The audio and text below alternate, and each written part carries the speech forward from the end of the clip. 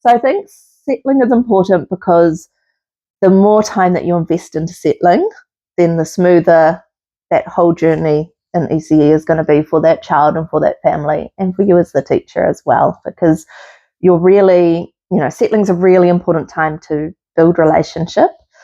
So not just with the child, but it's a really important time to build relationship with the whole whānau.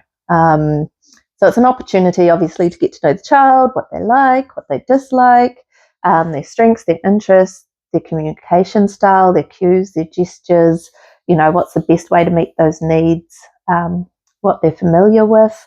But then it's also an opportunity to really get to know their family too, the special people in their lives, what they do when they're together. But it's usually the only opportunity that parents have to spend a lot of time in the centre. And so it's really a valuable time where you can get to know those parents as well. You can get to know what's really important for them, for their child's education. You can get to know what's really important to them as a family, what their family values are. So it's ties in a lot of that language, culture and identity for that child. It's a really opportune time to do that.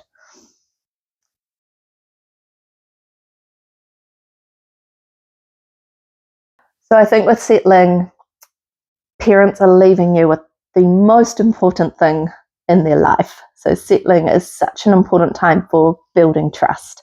So for children to trust you and be happy with you, but also for parents to trust you and be happy with you. And a lot of that comes from just getting to know each other, building relationship, sharing about yourself as much as asking about them.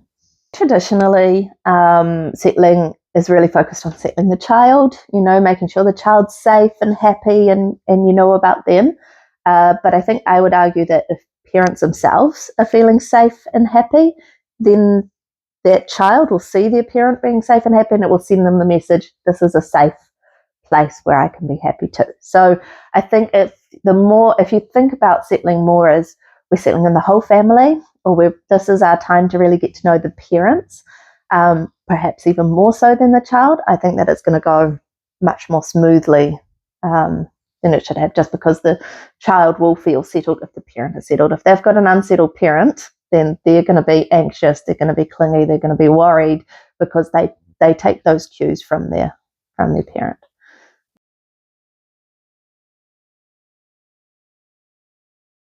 So if a child sees their parent feeling really relaxed and, laughing, but also placing trust in the teachers, your teacher can go and play with you over there in the sandpit, I'm just going to be over here.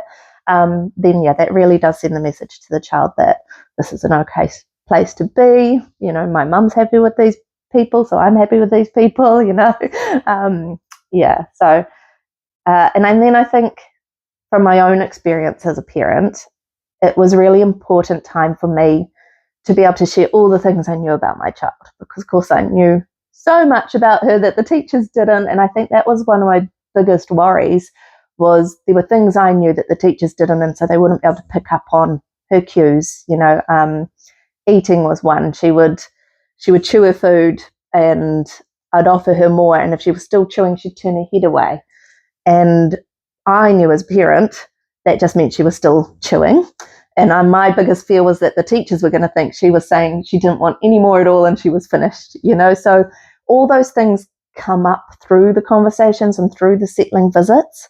And, it's not necessarily something I would have thought, right, my child's starting, and here's all the things I want to tell them. It just comes up really naturally when you're kind of talking about all those things through the settling period. So I think as many settling visits as possible so that parents have the opportunity to share as much as they can, because that will really alleviate a lot of their worries and concerns.